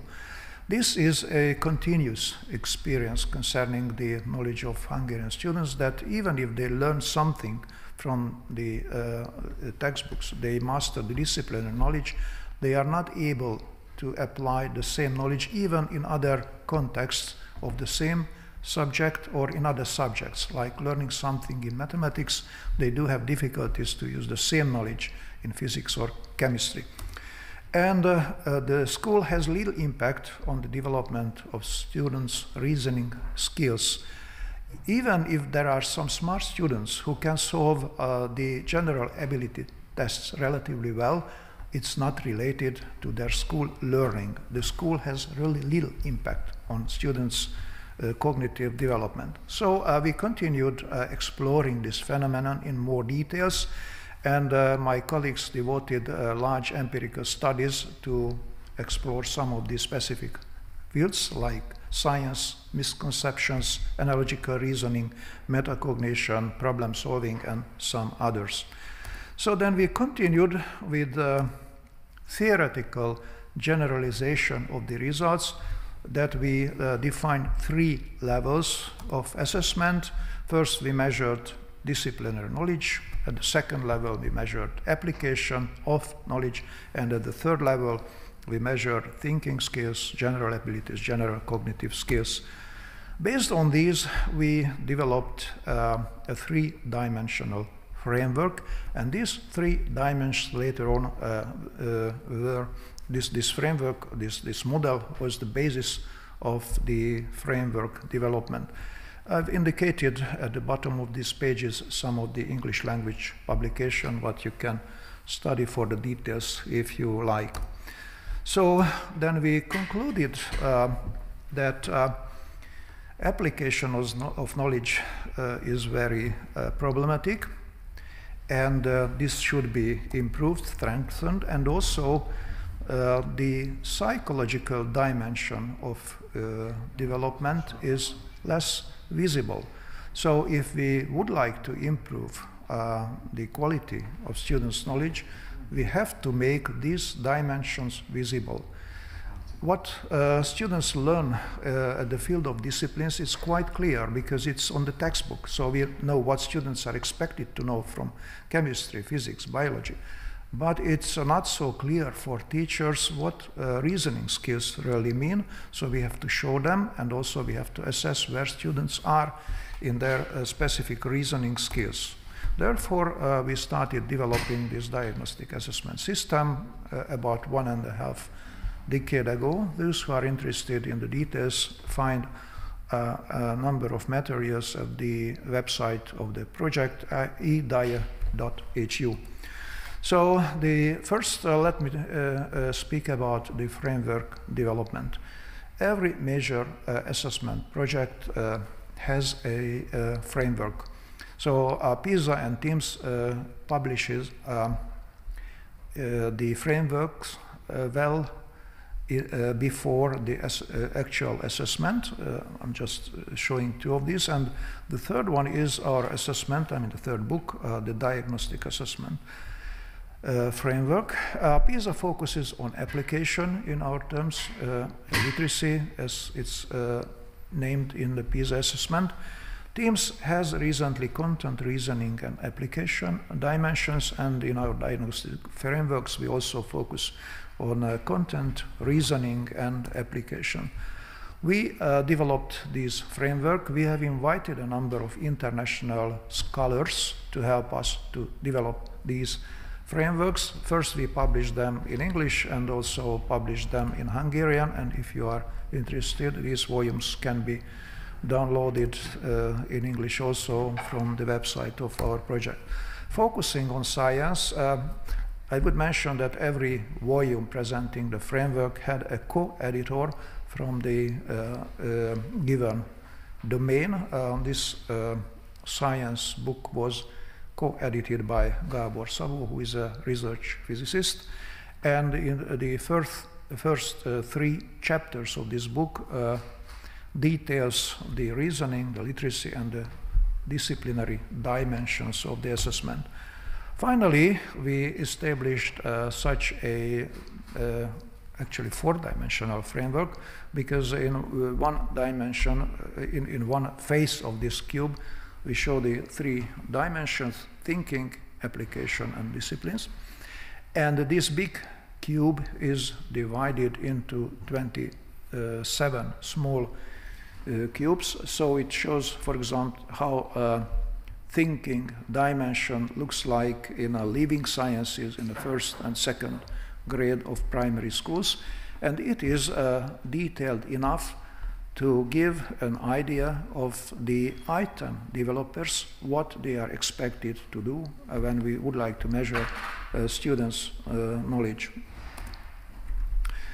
I just would like to show you a few examples of the reasoning dimension of science. We divided it into 3 main categories. First, we deal with operational reasoning. This is close to the Piagetian framework. We deal with conservation, seriation, class inclusion, classification, proportional reasoning, and so on. In the higher order thinking processes, we distinguish analogical reasoning, inductive reasoning, deductive reasoning, and so on. And we also distinguish a category called scientific reasoning when we deal with control of variables, causality, hypothesis generation, and hypothesis testing, designing experiments as well. So based on these framework, a very detailed framework, our item writers produced thousands of items. We have at least 2,000 2,000 items per dimensions. Then we established this online assessment system. We have an online platform for administering the entire item development, testing, and feedback process. We have an item writing modules, what our item writers colleagues can use for writing items within the system. Then we use the same system for delivering the assessment items, the tests, and the same system is used for feedback when students and teachers may have a look at their results. We established item banks within the system for the first 6 grades of the primary school. So as I mentioned, we differentiate the 3 dimensions, and we have at least 2,000 items per dimension. Again, you can find the reference where you can read more about the details of this work. We use innovative item formats. These items utilize the full range of the possibilities what multimedia offers. For example, the stimuli can be text, voice, picture, video, simulation, and so on. And the students may give their responses by entering tests, figures, numbers. They may move objects on the screen by using the drag and drop technology. In the items for the first 3 grades, students can listen to the instructions. We have pre-recorded voice within the items, so we can measure students who even cannot read. The same system can be used in the kindergarten, so we can measure the pre-reading skills in kindergarten with the same system, so that students may listen to the pre-recorded voice and they receive instruction. I just would like to show you a few examples from the science reasoning dimensions, some seriation, class inclusion, classification, and analogical reasoning tasks. Unfortunately, these tasks are in Hungarian, but probably they may give you an impression how these tasks look like. So these are pictures of the screen, what students really see. So this is a seriation task when students have to decide what are the order of aging for early childhood to adulthood. This is another seriation picture.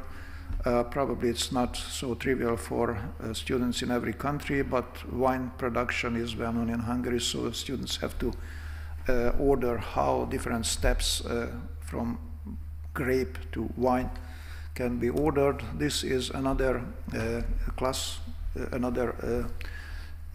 item for class inclusion, where different parts of a plant should be ordered into different sets. This is also a class inclusion task, also from living life science field. Another classification task when students have to move with drag and drop into 2 classes of the animals what they see on the picture. This is another classification item. And finally, an analogy. In Hungarian, we have different word for an adult horse and a young horse, and an adult bear and a young bear. So students have to find what the analogies are between these pictures. This is another analogy when students have to find the missing picture.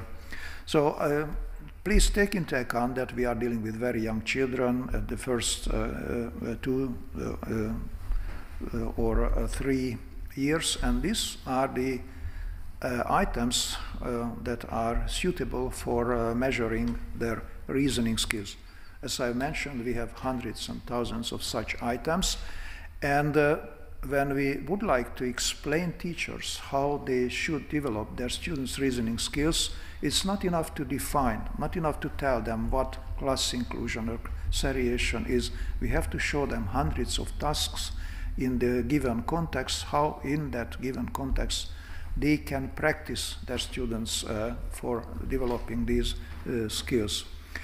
Then we use the system for feedback.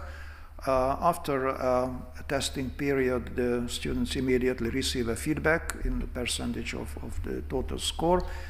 And then later on, both students and teachers received a visualized figure, a contextualized, visualized figure about the achievements of a single student, a classroom, and an entire school, and so on. So the next task is to integrate the diagnostic system into educational practice. This is the phase what we have been doing now, and we have different approaches depending on the dimensions. So, for example, we have two different modes for using the system. One is that we initiate 3 assessment in a year at the middle, at the beginning, and in the middle, and at the end of a school year. So that's when teachers and students receive regular feedback.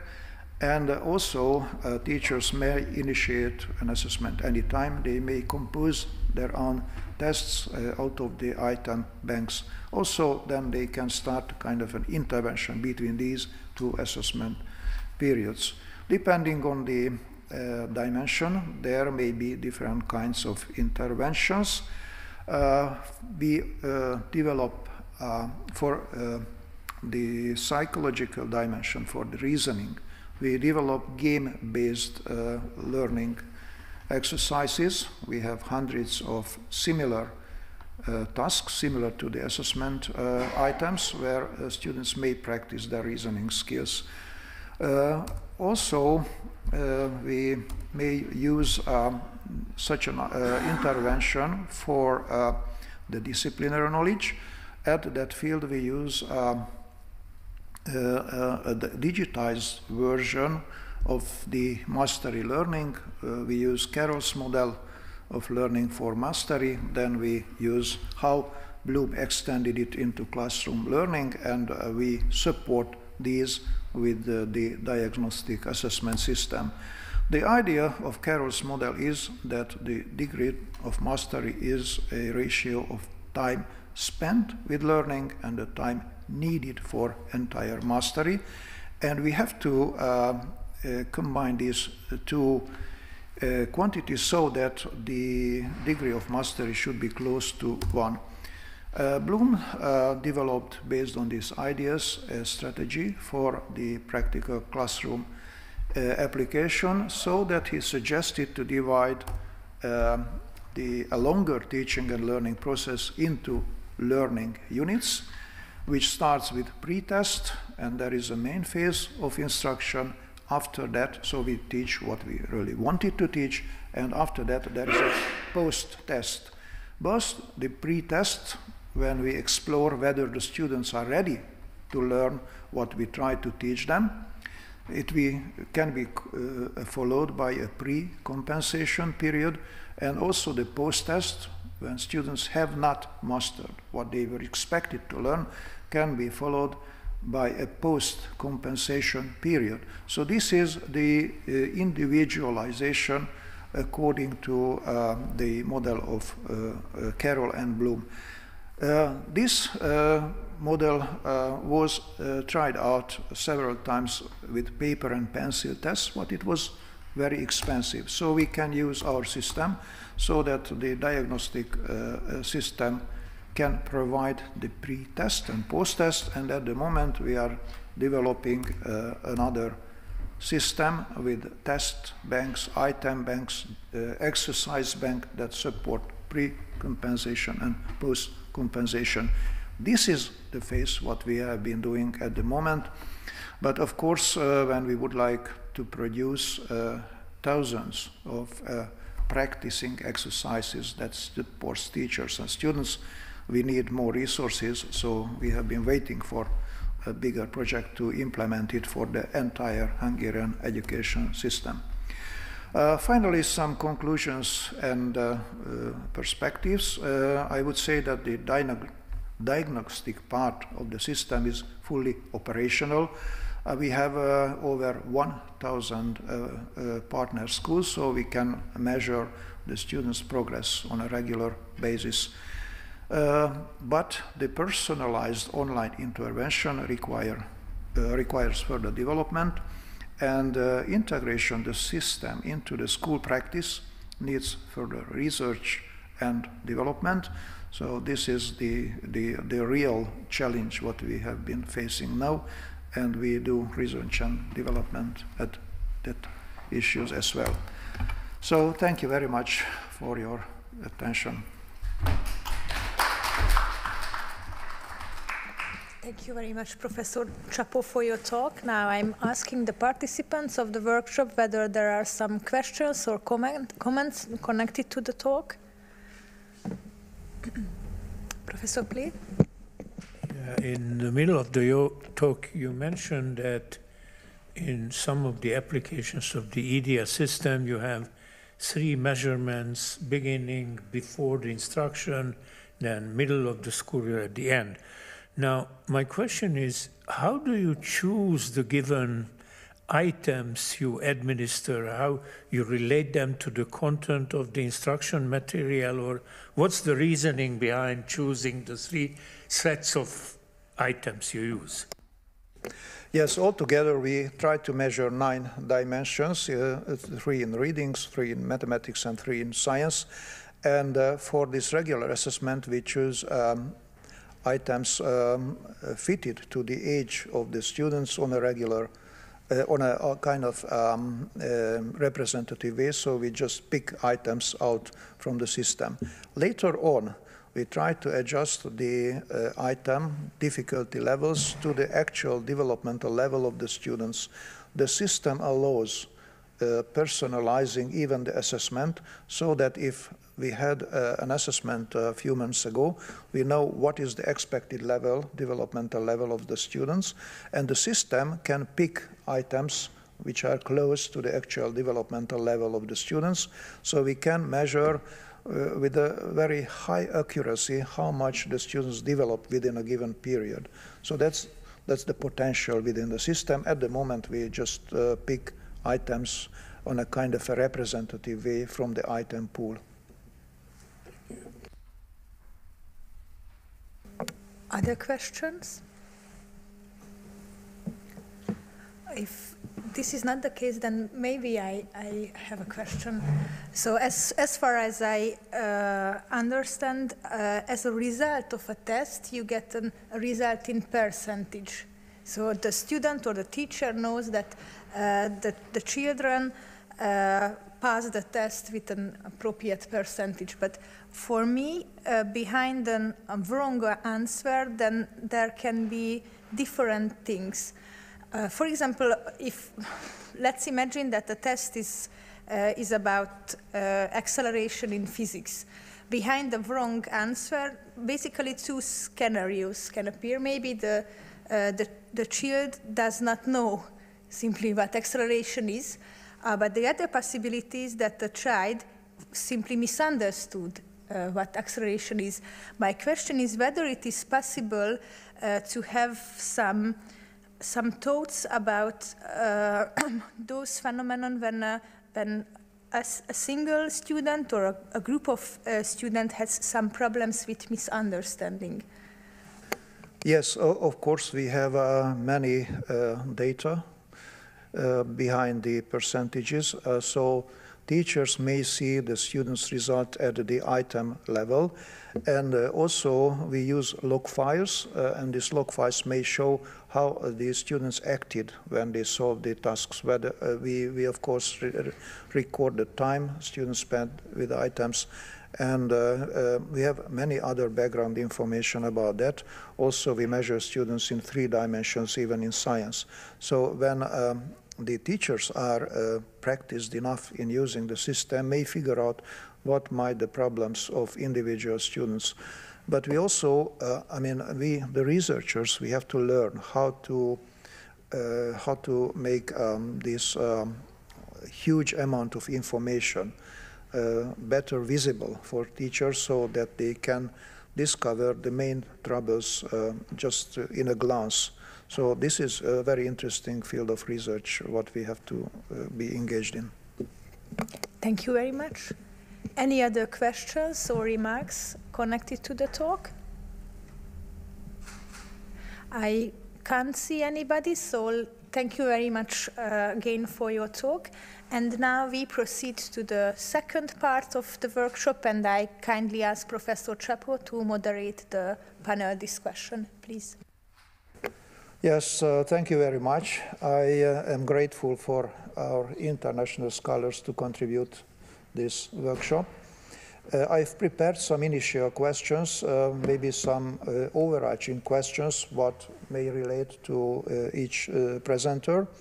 And in the meantime, I ask Eszter to collect the questions if there would be any question coming online.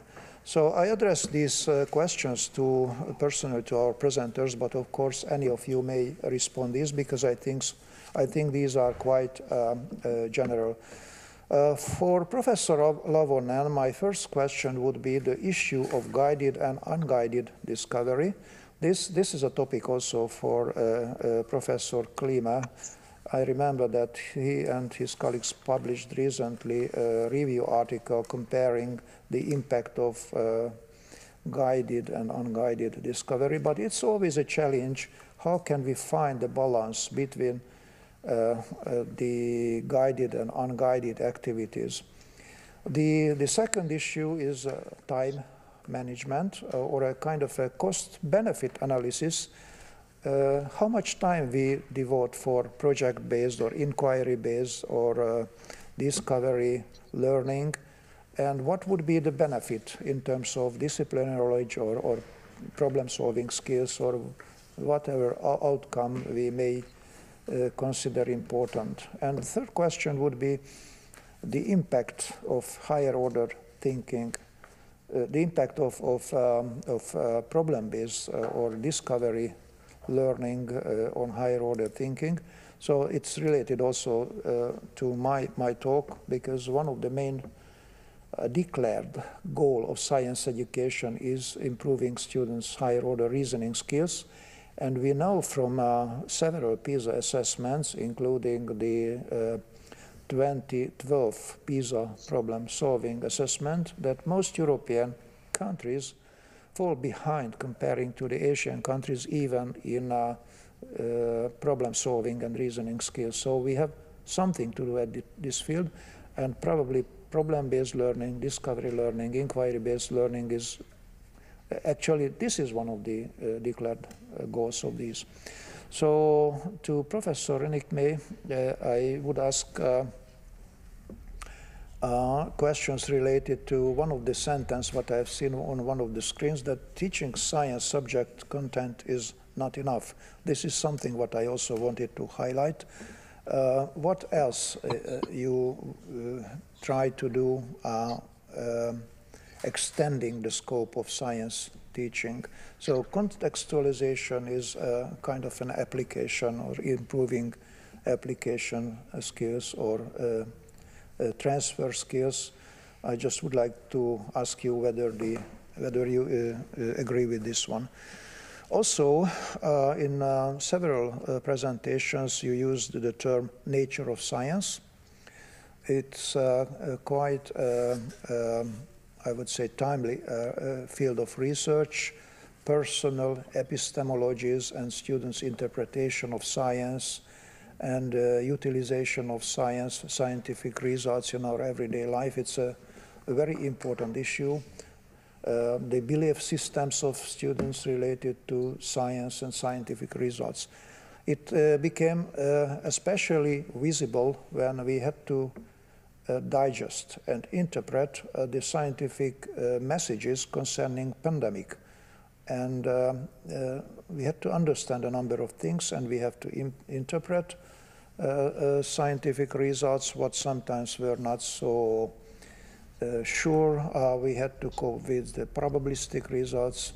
So this nature of science is a very important issue for the present science education, I think. And as for Professor Klieme, so I'm pleased to hear again about inquiry-based science education. because about 1.5 decades ago, after the Rocard report, inquiry-based science education was very popular in the European Union. The Union devoted about 60 million euros for supporting research on inquiry-based science education. More than 20 projects received support from in the framework 7. But sometimes the income, the output, the impact were disputed, whether they produced what we have expected from them. After that 20 projects, there were 2 more projects focusing on assessment. One of them was in Kiel. I was impressed by the colleagues, what they have done finally related to inquiry-based science education in Kiel. Yeah, individualization is also something what is a shared interest between us, so may further elaborate this issue.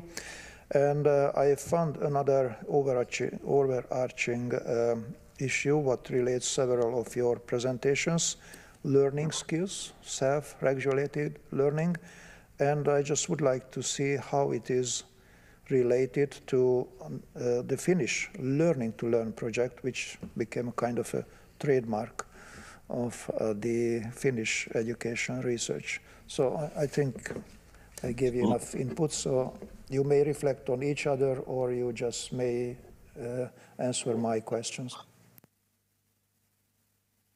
So Benno, you were first asking me, so maybe I can start. For the beginning, I'm sure that you are very familiar with the topics and your high quality questions is reflecting this expertise in the field of we are discussing now. So the first question was about guided and guided inquiry. And if we think about the history of science education, starting from the Nuffield Foundation, which was responsible for designing those discovery learning approaches for teaching and learning science. And the discovery learning ideology was that the inquiry process should be very unguided, so the students should discover the new concepts and new ideas in science. And what we learn from the research on discovery, for example, Rosalind Driver in Leeds and her colleagues made, so that this approach actually doesn't support learning anything. It's more or less push students to the situation that they were really confused. So I certainly do not trust on unguided discovery. There is so much evidence about how the conceptions are not developed. Even the misconceptions are coming more deep and more stronger, and students are not able to use those misconceptions in problem solving and in learning new concepts. I think the question is how we guide. So it's very challenging how we still support students to feel a certain amount of autonomy, to feel a certain amount of challenge that are important for engagement. So the guiding is important, but the balance between those feelings. So the project-based learning is emphasizing this communication in many phases of the process. So students are led possibilities to communicate in small group. Teacher should be, of course, supporting and scaffolding. Teachers pushing 2 groups together, and of course the classroom level discussion. So I trust more the guided, but the level of guiding is a challenging issue, because how the students are learning the asking questions and planning if we are just giving everything ready for them. But I think the idea now in my understanding, the project-based learning is the situations when students are communicating and teachers listening and supporting the discussion. And I fully agree that the European Union was not so satisfied with the Horizon and before that the framework project where a lot of money was put for inquiry-based science education. The outcome was not so much what was expected. So that was my answer. I'm sure that the colleagues are willing to contribute to this question. But should I go, Benno, through all those 3 questions you asked? Maybe, or is this a good topic to discuss more if there's somebody willing to contribute to this guided, unguided? It looks that somebody is willing to contribute. Yeah. Yes, please. Who's next? Miia? Yeah, so, but I was asking that Benno asked 3 questions and I was only discussing about the first one. But somehow this guided, unguided was asked by It's up to you. It seems that Eckhard is prepared to say something. Yeah, maybe it's better to finalize this discussion about guided and unguided, and then I can go to my next question. But that is my recommendation now. So if somebody is willing to contribute to this. So maybe I can add to this. I think your point that the kind of guidance is highly important is really true, and it is maybe the core issue, because when we see teachers providing guidance in school, what they often do is to take up all the learning, provide the next steps themselves, tell the students what to do, instead of asking questions that have the students think about the next steps. So, and I think it is an extremely different thing to do. I know this from my own teaching at university level. So how do I Socratic questions that actually help the student develop his own thinking? This is not trivial, and I think science teachers should have a lot of knowledge, and this was in my results, knowledge on student conceptions and partial conception, misconception, be able to diagnose them. Maybe the Benno system can help a lot in diagnosing student understanding, then providing the right amount of guidance. Just one thing I would like to add is that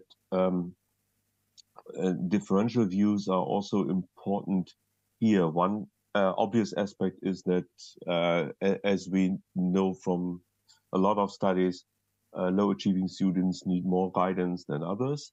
But the second thing is that there's also cultural differences. For example, in the PISA study, not the 2012, but 2015, we had a questionnaire scale on inquiry-based teaching, and it turned out that in different countries this scale has different structures. Sometimes you can clearly discriminate between guided and self-directed inquiry, and students keep this, and obviously teachers, classrooms keep this kind of independent. And in other countries, this is all just one dimension. So I think it is interesting to look at different cultures, national contexts or cultures, and which allows us to understand whether in a certain context teachers would be prepared to actually understand the differentiation between guided and unguided. If this is just one dimension across the country, you can be sure that teachers will not be prepared to understand that differentiation at all. Thank you. May I come in now? Of course, you can. So I was just thank you listening, Jari, what you are talking, and it would take slightly another direction. And I see that maybe the problem is not so much whether guided or not guided inquiry. The issue is behind the word of inquiry, because if we talk about teachers and especially working with students, teacher pre-service level, in-service level, then teachers try to narrow down the meaning of inquiry. And it's more simplified thoughts, experimentation and hands-on activities, or then doing kind of larger project works, which in Estonia is part of the school curriculum that before students finish the school, they actually do kind of little research work. But what's happening in the classroom, so that even theoretical material can be or should be handled, treated in an inquiry manner, is very difficult to get it happen. And maybe that's such a place where to start, so that to expand the meaning of inquiry and find out that what's the meaning of inquiry in teachers' understandings. Very good, Miia. So if I shortly answer these two other questions and then I give the floor for others. So Benno asked about the time management. So it is quite clear that in the beginning the project-based approach is taking more time than traditional. On the other hand, in those investigations we have made, of course, the teacher is doing more traditional lab activities, and that kind of, they take also time. So maybe the difference is not so huge. But I think the question is maybe not relevant. So do we have enough time for that? Actually, that was not asked by Benno, but I was a bit making it more clear. So I think that there is no right way how we teach science. It's very much depend of the aims for science education and how we take into account holistically all aims. It's quite clear that a certain approach is better for supporting students to achieve specific aims, and another approach is maybe better for achieving other aims. And nowadays we are struggling that how to integrate those learning of transversal competencies as a part of science teaching and learning. So it's very much according to the aims and thinking according to them, and certainly we need project-based or inquiry learning if we are really seriously taking into account the aims related to the learning of asking of questions and planning of investigation, and really deeply learning those scientific practices. And another question Benno asked about these higher order thinking skills. So when we were designing our test items, so that was, as Benno mentioned in his presentation, that we should have a framework when we are designing test items. And this level of thinking or thinking skill was one dimension in our framework.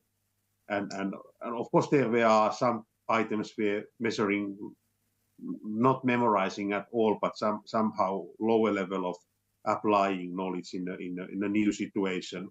But mostly they were measuring how well the students were able to analyze the situation and then decide something based on the analyze or synthesizing something, compare different type of graphs, graphical representations, and they make some conclusion based on the comparison, or even create something new.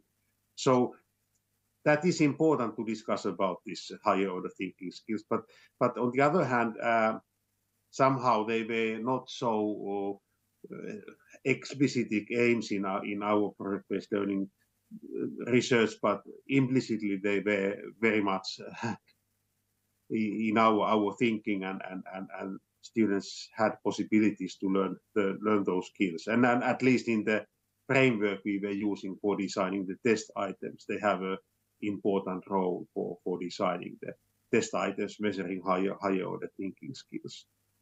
So I hope that I answered shortly the questions Benno asked me, and I let the floor for other panel members, please. It seems that maybe now it's my turn after you, because Benno gave questions to me. So I pick up the first comment that I actually gave and what got feedback from Professor Benno. This is obviously not enough to teach content. So science content is not enough. And another part was related to nature of science. So I tried to put these things together. So first of all, when we talk about science content, then science content, in most cases, people think this is textbook science. So we take a textbook, we teach textbook, this is textbook science, textbook content. And if we take curriculum, then usually curriculum have different parts. And one of those is syllabus, which actually gives a list of science content that should be taken through during the teaching. So this is meant, in our terms, content is not enough. And teachers who follow science textbook, in my view, they are heavily towards positivist way of thinking. So they think that science can give all answers, so that textbook science is just science, which is a little bit diluted than real science. But science is changing, science is moving ahead. So 5 years is big decade, a half decade where new discoveries come in, but textbooks still stay where that is. So therefore, from there, we should move towards promoting other skills which are based on science content. So science content is a tool to help us to promote things like high order thinking skill, what Jari already mentioned. And our American friends, Professor Krajcik and also Kiel people talking and Jari, a lot about knowledge in use. So I would say that the first step is to move from the textbook science, from textbook content towards knowledge in use. But not only knowledge in use, we should go a step further. And when we talk about transversal skills, then to do something more, and that brings in all these social scientific components, included modern world right now, wicked problems, which are not solvable ever. You can't solve, but to handle those, you should have a lot of other skills besides just only science. And science, what is nature of science? Yeah, that's an old-fashioned term. The epistemology takes a bit other side, but maybe it's better to think that how many scientific methods are in the world. And is that true when teachers at school try to teach the students and scientific method starts from the research question and then showing all the steps in between? So as a must, but this is not really a must, because scientists are working in their work creativity, so they may leave one step and start from another. So this sort of flexibility is something which should be promoted during science teaching among the students and also during the teacher training. And thanks to Corona, not thanks, but okay, unfortunately, Corona brought this in a lot of wrong beliefs have appeared among people. So even vaccination, these sort of things, some believe that vaccination is not good, it shouldn't. So that also takes towards science and pseudoscience. And pseudoscience from one hand, very interesting tool for students. So if we only could bring pseudoscience into the classroom and use that to promote scientific thinking, then I think that we have moved very big step forward. So I don't use my time more.